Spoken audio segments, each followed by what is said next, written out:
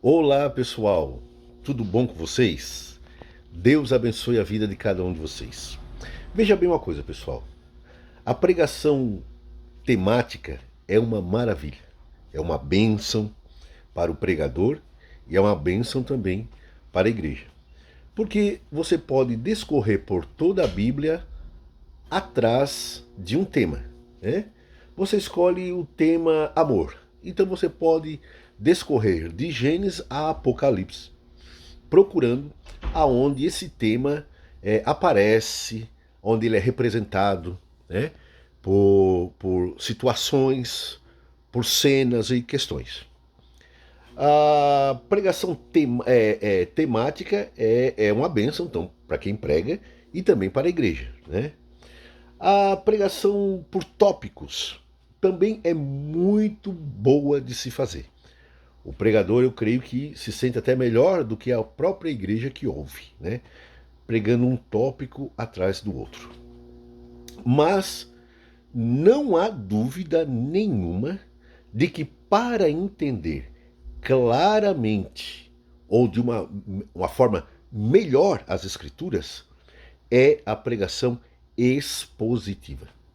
Não há dúvidas que esta é a forma de pregação que elucida mais para a igreja as verdades bíblicas do que das outras formas de pregar. E então eu quero fazer uma pequena exposição, ainda que seja uma mensagem, como eu falo para vocês, que não é uma exegese, eu não uso aqui ferramentas, eu tenho tudo aqui, está tudo aqui. Dicionário, Bíblia, bilíngue, dicionário do grego, do hebraico, tem tudo aqui. Mas eu quero trazer de uma forma devocional, mas de uma forma também com um pouquinho de profundidade que vocês vão entender. Muito se ouviu quando Jesus, muito se ouve pregar, né, e se afirmar que não é todo crente que vai ser salvo, né? E tem alguns que dizem que até a maioria não vai ser salvo, né? Vai ser salvo, lógico, né? É lógico, é ele, a família, o cachorro dele, mas o resto, a maioria dos crentes não vão ser salvos, né? Usando aquela passagem. Jesus falou: em verdade vos digo que nem todo aquele que me diz Senhor, Senhor entrará no reino dos céus. E naquele dia muitos me dirão: Senhor, em teu nome expulsei demônio, curei enfermos, profetizei. E o Senhor então disse: e vos direi abertamente, e será dito abertamente, né? Apartai-vos de mim, que eu não vos conheço, vós que praticastes a iniquidade. Esse versículo ele causa até uma certa angústia no coração dos crentes sinceros, porque ao ouvir esta exposição errada, vem logo na mente a lembrança das suas falhas e seus pecados. E tem pessoas que realmente, ó, bate a cachola. O medo, o pavor, porque realmente Jesus mandou ter medo, não é mandou temer de reverência, não, ele mandou ter medo mesmo, de frio na espinha. Não do homem que mata o corpo e não pode fazer nada, nada mais, mas sim de Deus que pode botar o corpo e a alma no inferno. Aí ele não está falando de temer com reverência, sentido de reverência, ele falou temer com sentido de frio na espinha. É lógico que a pessoa vai ficar apavorada. Tá há 5, 10, 15, 20 anos na igreja. E é assombrado com essa possibilidade, se lembrando muito bem dos seus pecados. Mas Jesus não está falando que os crentes iriam perder a salvação porque estavam na igreja e praticando a iniquidade. Possa que em outra passagem mostre que há possibilidade da pessoa perder a salvação? Porque se a salvação é um dom de Deus, então ela não é intrínseca do homem e nem é meritória do homem. Não é uma coisa que é de natureza legítima do homem. Não, é uma dádiva. Se é uma dádiva, a pessoa pode perder não ganhando a salvação. Não dá. Não é nosso, é de Deus. Então, se não é intrínseco nosso, então não é de direito de per si por si nosso. Tudo bem. Mas não é nesse versículo que ela está falando. Possa que existem outros cantos, outras passagens, outros versículos, sim, mas não é neste. Não. Vamos lá.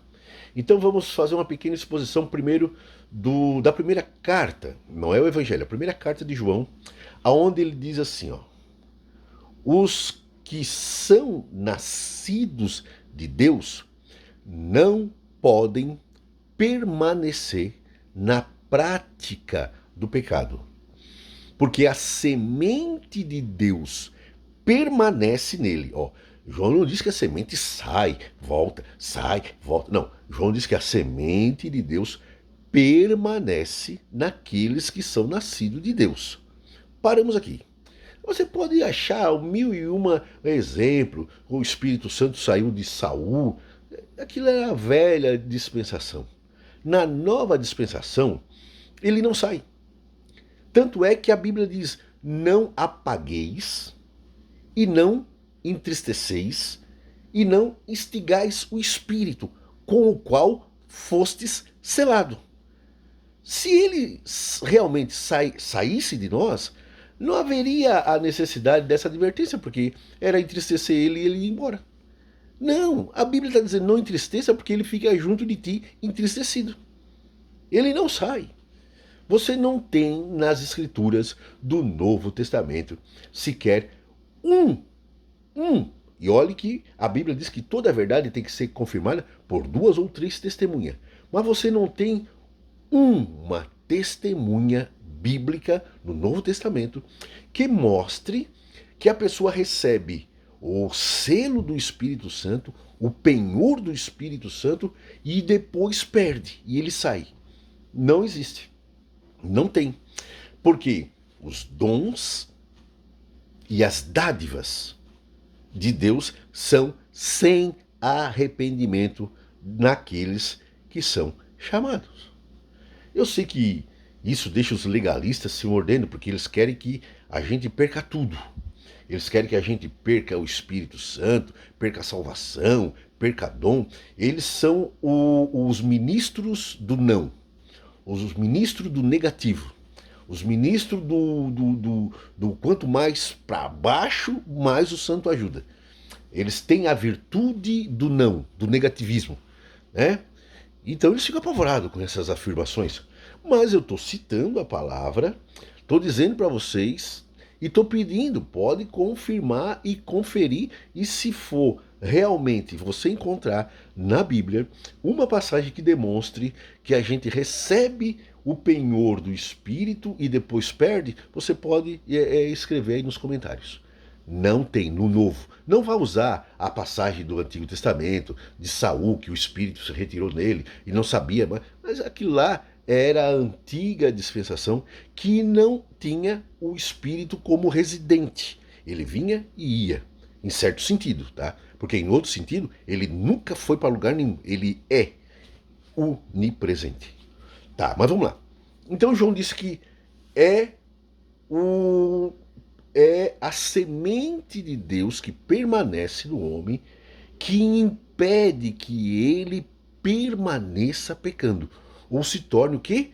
Um praticador da iniquidade. Quem é nascido de Deus, ele não pratica a iniquidade. Ele pode ter pecado, como aconteceu com Davi, com Moisés, com tantos outros homens de Deus, mas que não continuaram fazendo daquele erro um estilo de vida. Assim são os cristãos de hoje. Eles pecam, mas aquele indivíduo que faz desse pecado um estilo de vida é porque ele não é nascido de Deus. Não é que ele é um nascido de Deus que agora usou a iniquidade como estilo de vida. Não. É impossível ele fazer isso. É impossível? É. Foi João quem escreveu. E não foi João quem criou essa ideia. Foi o Espírito Santo que deu para João escrever. João simplesmente foi um agiógrafo. E o Espírito Santo é que disse: é impossível, João. Eu não permito a pessoa se sentir bem vivendo nesse estilo de vida. Por quê? Porque a semente de Deus permanece nele. Ok? Então estamos aí. Quem é nascido de Deus não vive na prática do pecado. Jesus disse: quem é nascido do Espírito é Espírito. Não tem que jejuar, orar, não ver TV, não usar bermuda, não usar bigode, é para ser espiritual. Não, ele já é por natureza. Isso não é uma virtude, isso é uma condição. Ser brasileiro não é virtude, é condição. Ser americano também não é virtude, é condição. Tudo é condição. O que é mais garantido para nós e o que é de maior necessidade não é virtude, é condição, porque Deus é sábio, conhece o homem. Então, Jesus disse: quem é nascido do Espírito é. Ele não precisa se esforçar, não, ele já é, porque ele nasceu, tem essa natureza. Então João disse: ah, quem é nascido de Deus, corroborando com aquilo que Jesus falou para Nicodemos, quem é nascido do Espírito, quem é nascido de Deus, é sinônimo da mesma coisa. Ele peca, ele erra, ele falha, mas ele não faz disto um estilo de vida.